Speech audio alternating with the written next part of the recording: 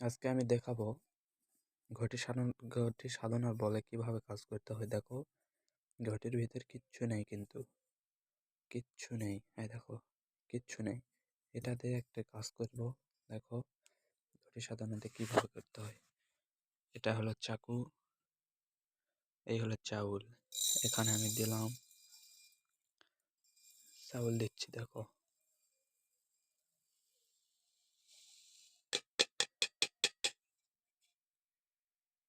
দেখতে পাচ্ছ?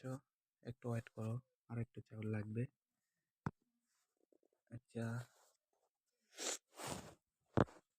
থামো।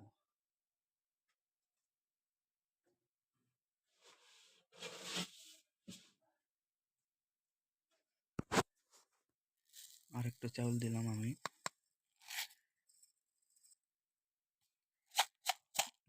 দেখো,